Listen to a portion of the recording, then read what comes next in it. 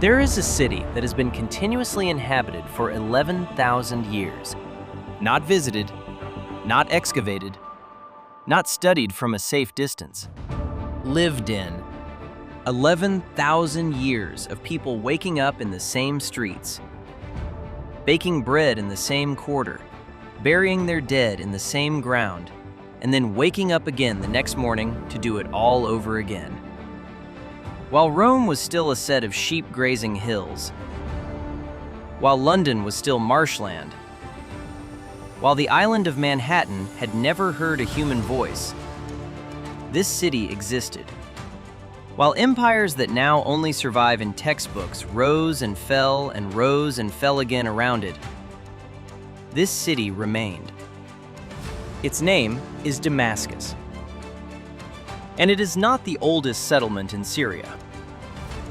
10,000 years before the Roman Empire. 6,000 years before the Egyptian pyramids.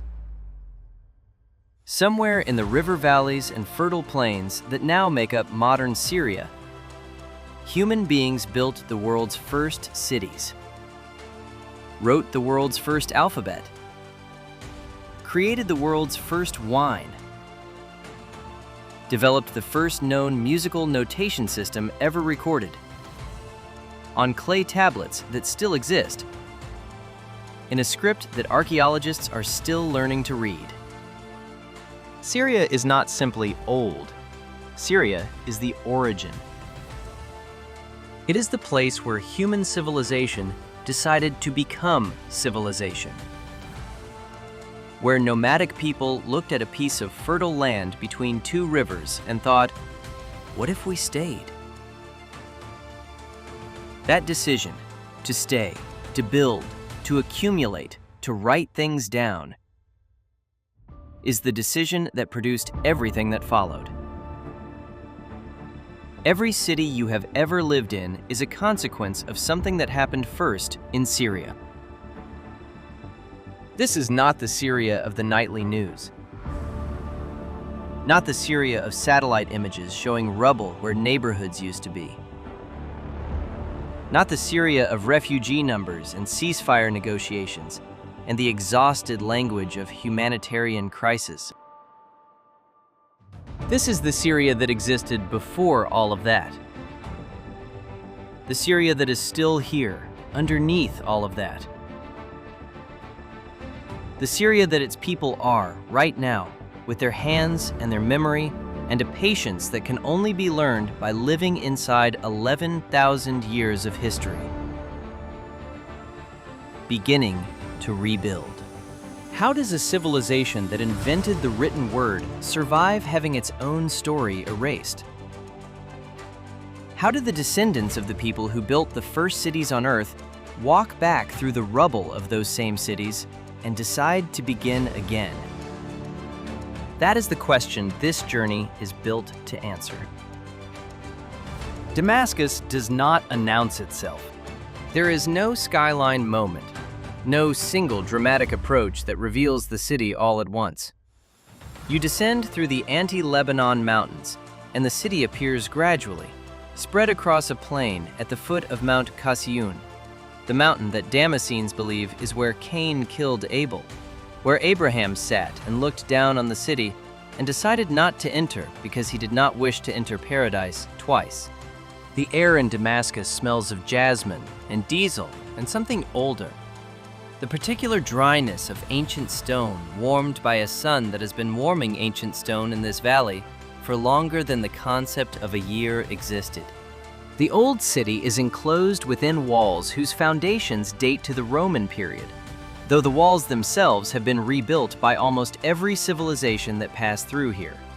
Aramaean, Assyrian, Greek, Roman, Byzantine, Umayyad, Crusader, Ayyubid, Mamluk, Ottoman. Each civilization added a layer, removed a layer, repaired a layer.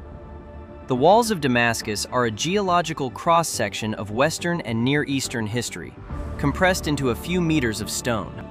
Inside the walls, the Souk al-Hamidiyya, A covered market whose iron roof still carries the bullet holes left by French fighter planes during the 1925 Syrian revolt against the colonial mandate. The light comes through those holes in shafts, falling on silk merchants and spice vendors, and the overwhelming smell of cardamom and rose water. The sound of cloth being folded, the sound of Arabic bargaining in the specific register that is not aggression, but music. A rhythm of offer and counter-offer that has been the soundtrack of this market for more than 1,000 years. At the end of the souk, the Umayyad Mosque. It is, by most credible measures, one of the most architecturally significant buildings in human history. It was constructed beginning in 706 AD by the Umayyad Caliph al-Walid I on the site of a Byzantine cathedral, which had been built on the site of a Roman temple to Jupiter, which had been built on the site of an Aramaean temple to the storm god Hadad, which had been a place of worship since at least 1000 BC. There is a single piece of ground in the world that has been used for religious purposes continuously for 3,000 years. This is it. The interior is enormous.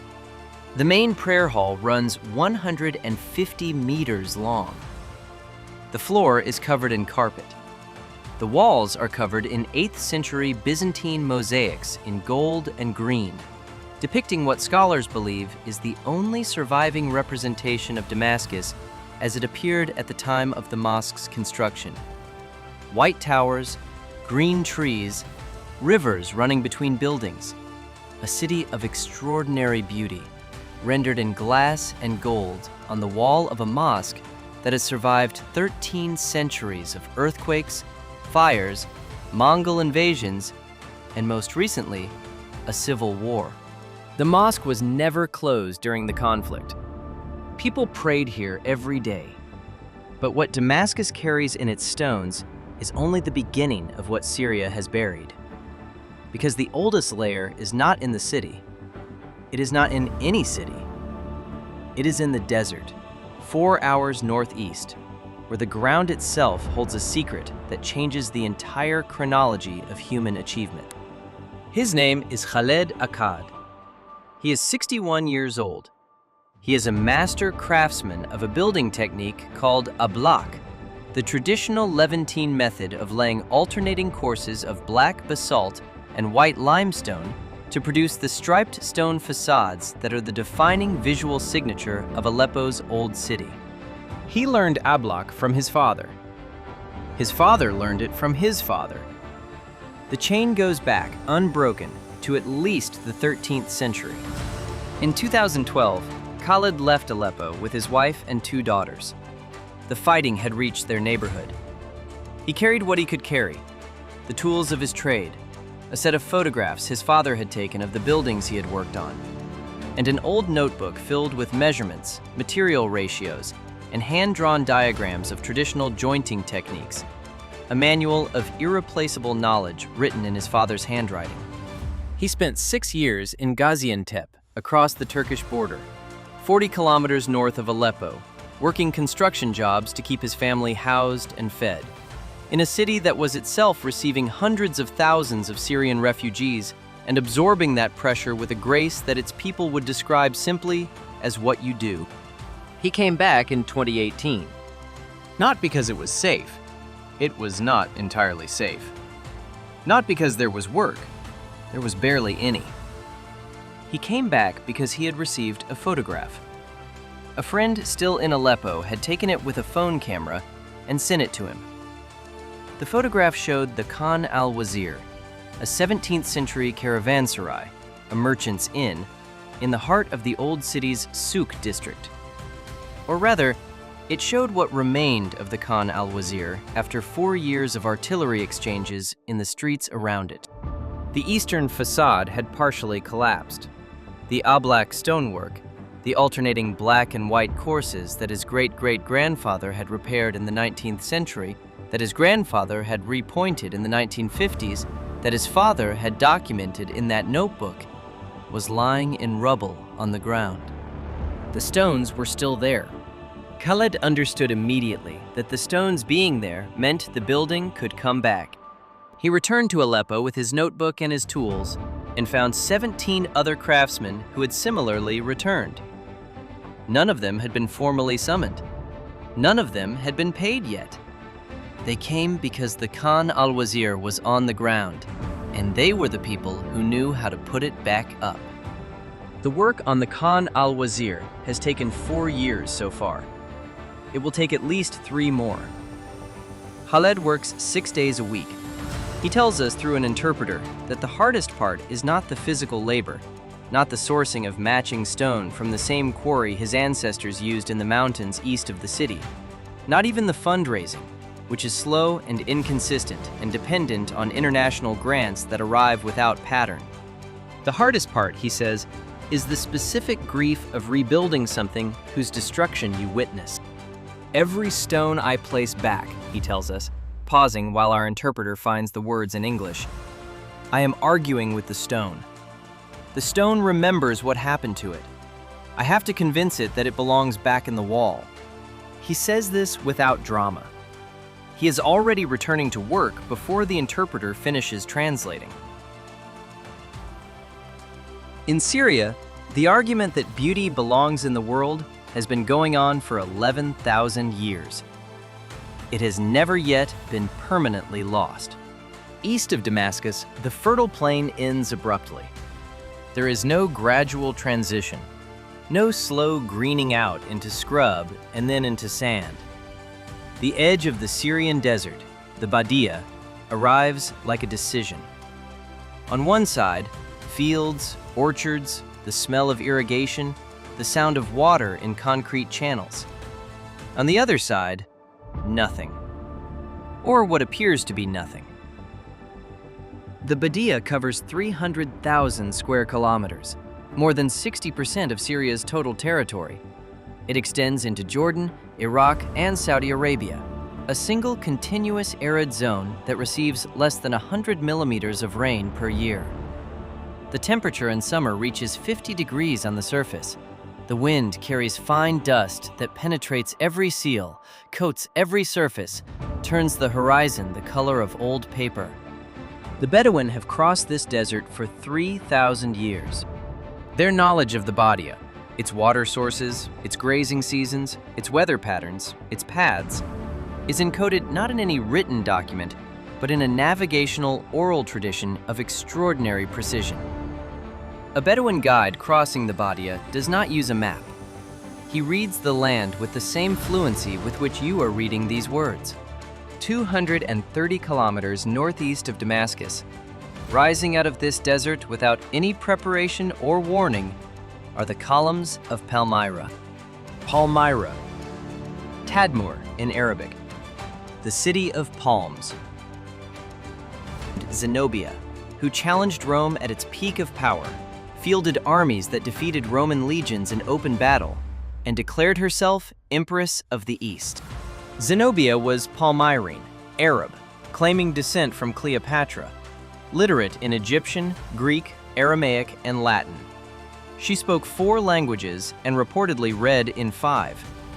She rode into battle on horseback at the head of her cavalry.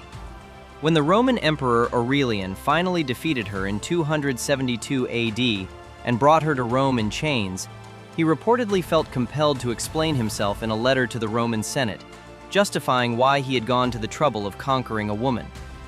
The letter survives. The Senate, he noted, had been skeptical.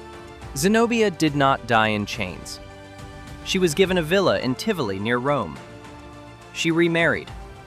She lived out her life in comfort, attended by scholars. She was too remarkable to waste. The colonnade that once ran through the heart of Palmyra, a street of limestone columns stretching nearly a kilometer, survived for 17 centuries after Zenobia's defeat. It survived Arab conquest and crusader campaigns, Ottoman administration, French colonial mandate, 20th century neglect, and a dozen earthquakes. It survived until 2015, when ISIS occupied Palmyra, and, in a sequence of deliberate destructions over several months, demolished the Temple of Bel, the Temple of Baal-Shamin, the Arch of Triumph, and dozens of the ancient tombs that line the Valley of the Tombs on the city's western edge. The archaeologist Khaled al-Assad, who had spent 40 years as the head of Palmyra's antiquities, refused to leave. He was 82 years old. He had given his life to these ruins.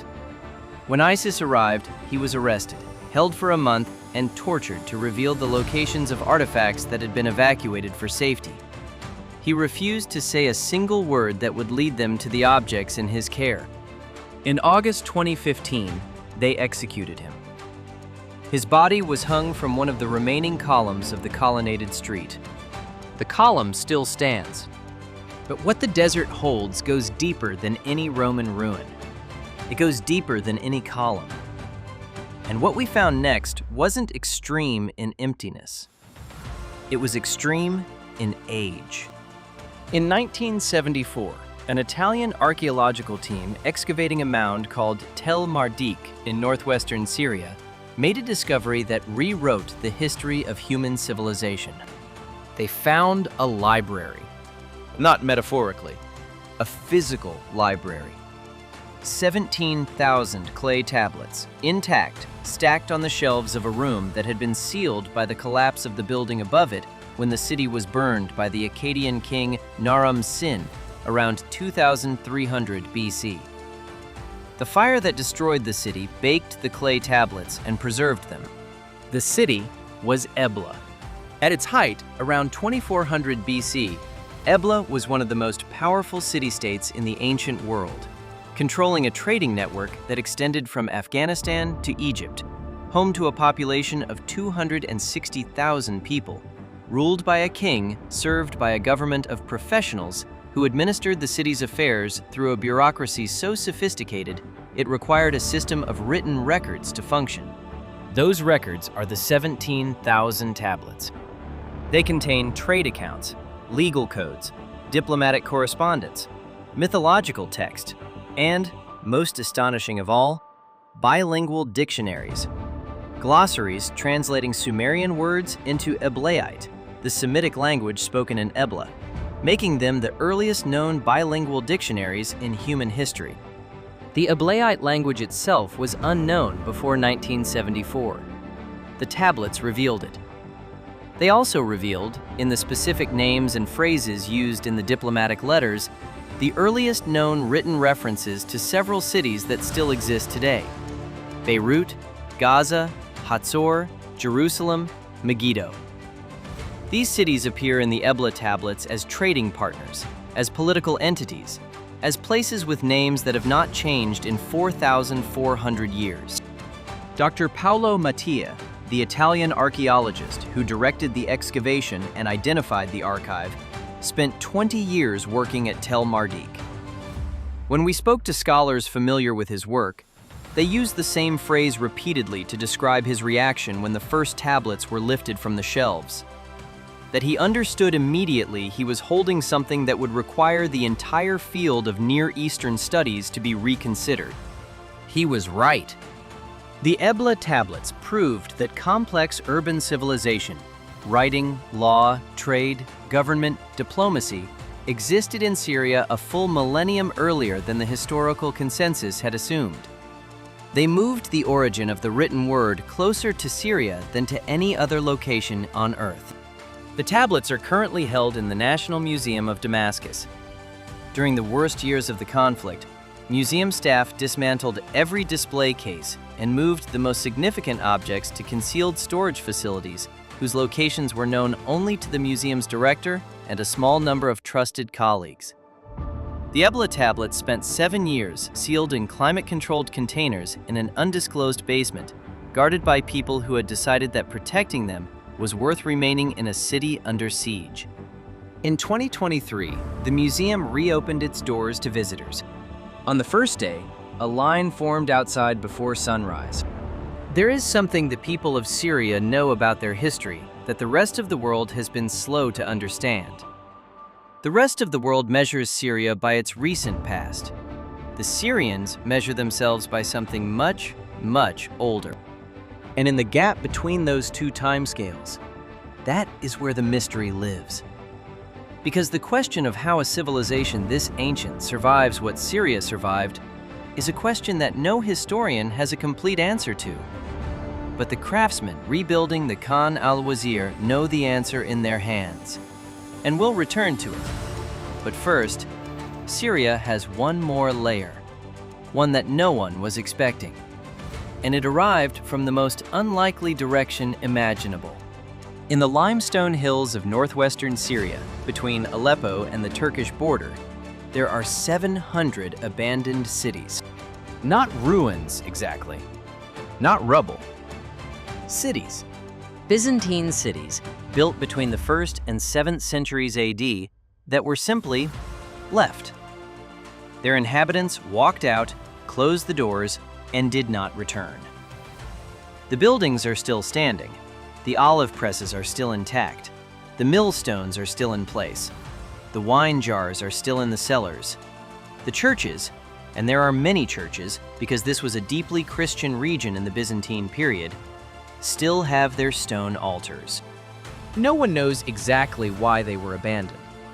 The historical record suggests several overlapping causes: an agricultural crisis, a shift in trade routes, the Arab conquest that changed the region's administrative and economic structure in the 7th century.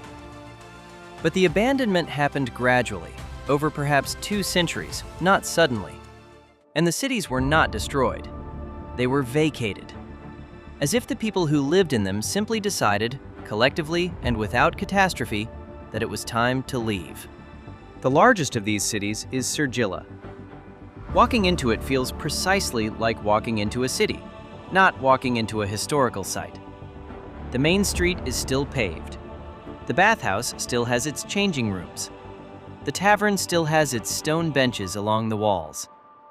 An inscription above one doorway in Greek reads, "Built in the year 473 for the use of the inhabitants." The inhabitants have been gone for 1,300 years. UNESCO inscribed what it calls the ancient villages of northern Syria as a World Heritage Site in 2011, the same year the conflict began. For most of the next decade, no one came. And then, beginning in 2022, tentatively, and accelerating through 2023 and 2024, they started coming back. Not foreign tourists, not UNESCO inspectors, Syrians. Families from Aleppo, from Idlib, from Damascus, driving out on Fridays, the day off, to stand in the empty streets of Sirjilla and Ain Dara and Al-Bara and eat sandwiches on Byzantine stone benches and let their children run across 1,300-year-old paving stones. This is not what travel writers call recovery tourism. This is not a calculated economic strategy or a government initiative. The Syrian government has organized almost none of it. It is something stranger and more significant than policy. It is people returning to their own history because they needed to be reminded it existed. A school teacher named Rania, who drove her class of 22 students from Aleppo to Sirjilla on a field trip in the spring of 2023, the first school trip to the dead cities since 2010, told us that she had not planned what she would say to them when they arrived. She had no lesson prepared for standing inside a 1,500-year-old house with the original stone stairs still intact and 22 12-year-olds looking at her for an explanation. She said she told them, "Your grandparents built this. Not your actual grandparents, but your people. This is yours." One of the students asked if they could eat lunch inside. She said yes. They ate lunch in a Byzantine house that had been standing for 1,500 years, and no one was distressed by this. The children found it entirely natural, which is perhaps the only appropriate response to inheriting 11,000 years of continuous civilization. Syria lost 1/3 of its pre-war population. That number requires a moment to fully land. Before 2011, Syria's population was approximately 22 million people. By 2023, an estimated 6 million were refugees living outside Syria's borders, in Turkey, Lebanon, Jordan, Germany, Sweden, and dozens of other countries. Another 6 million were internally displaced, still inside Syria, but not in their homes.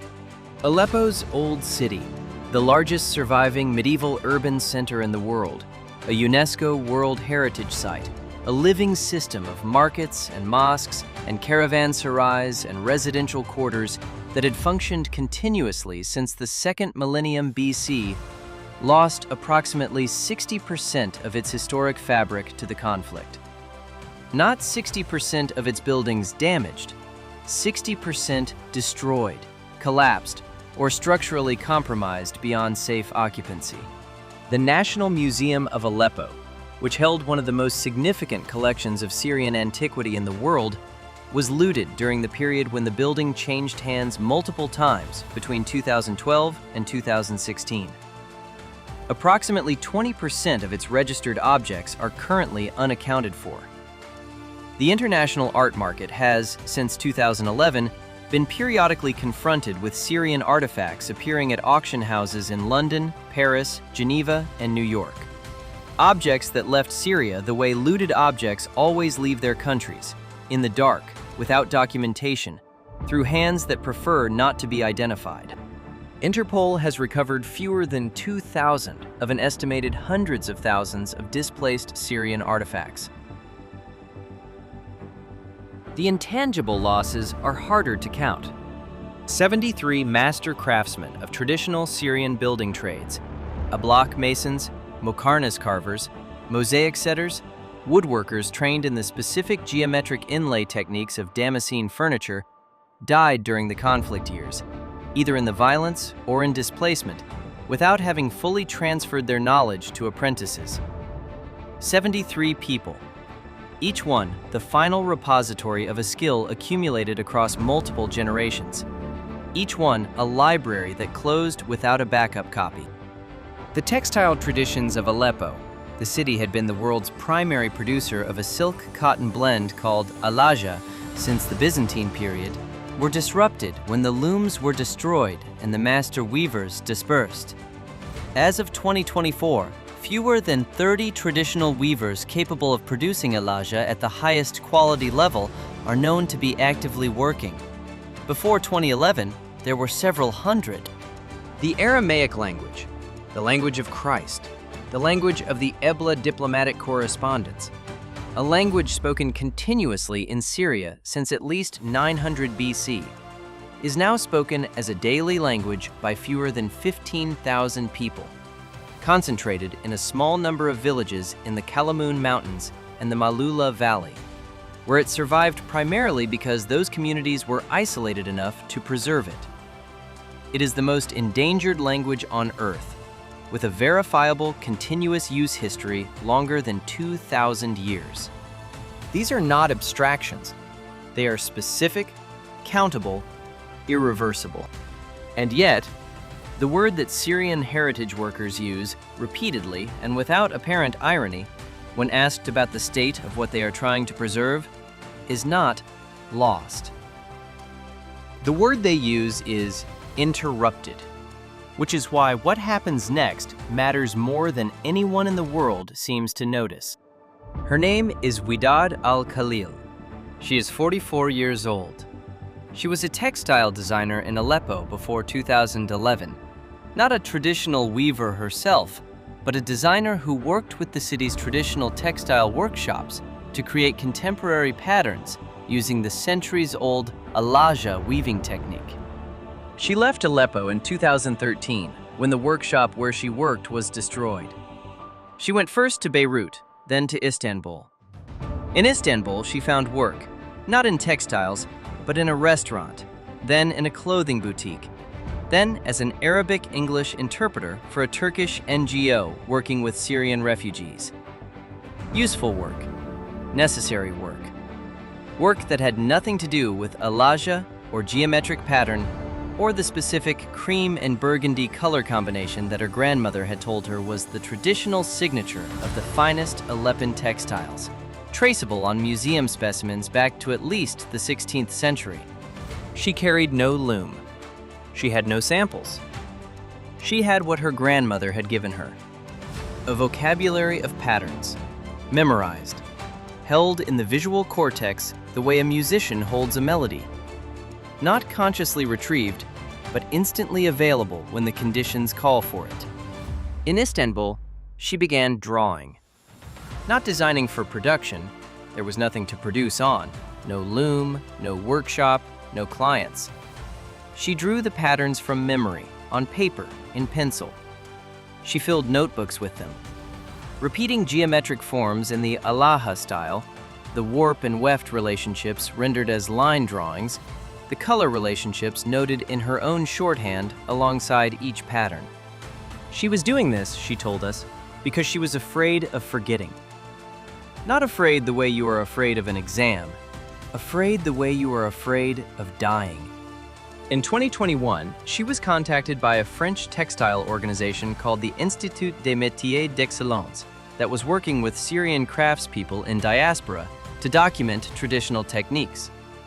They had heard about her notebooks. Could they see them? The notebooks had grown by then to 23 volumes, approximately 600 documented patterns, her own memory, and the memory of two older weavers she had found in Istanbul and interviewed repeatedly, cross-referencing their recollections with her own and with whatever fragments of historical documentation she could find in Ottoman archives. The Institute funded a residency in Lyon, the center of French textile production, where Ouidad worked for 8 months with French master weavers to translate her hand-drawn pattern documentation into working loom instructions. The technical translation required both parties to learn from each other. The French weavers had the mechanical expertise, the loom technology, the industrial precision. Ouidad had the patterns, the cultural grammar, the understanding of what each element meant within the system. The first Alaha fabric produced from this collaboration, using traditional Syrian patterns on a French loom under the supervision of an Aleppan designer who had memorized her grandmother's color vocabulary in a language made of thread, was completed in March 2022. Ouidad sent a photograph of it to her grandmother in Aleppo, who was 81 and had not been able to leave. Her grandmother looked at it for a long time. Then she said, in Arabic, "The pattern is correct." 4 words. 40 years of knowledge preserved. Ouidad returned to Aleppo in 2023. She is working with 2 restored workshops with a loom that was found damaged but repairable in the ruins of the old souk. She is teaching 4 apprentices. The youngest is 19. She does not know if what she is building will last. She says that is the wrong question. The right question, she says, is whether the pattern is correct. The pattern is correct. So, how does a civilization that invented the written word survive having its own story erased? Here is what 11,000 years of Syrian history and the specific people we met inside it actually answered. Civilization is not in the buildings. The buildings are evidence of it. The colonnades of Palmyra are evidence of it. The Umayyad Mosque is evidence of it. The Khan al-Wazir's Ablaq stonework and the Alaja loom and the Ebla tablets sealed in clay for 4,300 years. All evidence. But not the thing itself. The thing itself is the decision to make something that outlasts you. To write something down. To teach something to someone younger. To draw a pattern in a notebook in Istanbul when there is no loom to weave it on, because you are afraid of forgetting. Because forgetting is a form of dying that you are not willing to accept on behalf of your grandmother. The decision to stay in the museum when the city is under siege, because the objects in your care represent the accumulated knowledge of 40 centuries of human beings who decided, in their own time, that some things are worth protecting. The decision to return to a Byzantine house that has been empty for 1,300 years and eat lunch inside it with 22 12-year-olds because you want them to understand that this is theirs. Syria was not destroyed. Its evidence was damaged, severely, irreversibly, in ways that will take generations to fully account for. But the civilization, the practice of making, teaching, remembering, rebuilding, was never in the evidence. It was always in the people carrying it. Khaled Akkad argues with stones that remember what happened to them and convinces them to go back in the wall. Widad al-Khalil memorizes her grandmother's color vocabulary and carries it across 1,100 kilometers of displacement until she finds a loom worthy of it. A school teacher, whose name we didn't catch, drives 22 children to a 1,500-year-old city and tells them it belongs to them. An 82-year-old archaeologist refuses to speak and dies in the city he gave his life to. And his silence protects the things he loved, and those things are still there. This is not the Syria you were shown. This is the Syria that was always here, underneath the crisis, underneath the headlines, underneath the rubble. A civilization does not survive 11,000 years by accident. It survives because the people inside it, generation after generation, across conquests and earthquakes and fires and the full catalog of catastrophe that history offers, make the same decision. The pattern is worth keeping. The word is worth writing down. The stone belongs back in the wall. Syria is not coming back. Syria never left. It was waiting, the way civilizations wait, for the people who carry it to find their way home. If this surprised you, share it with someone who only knows Syria from the news.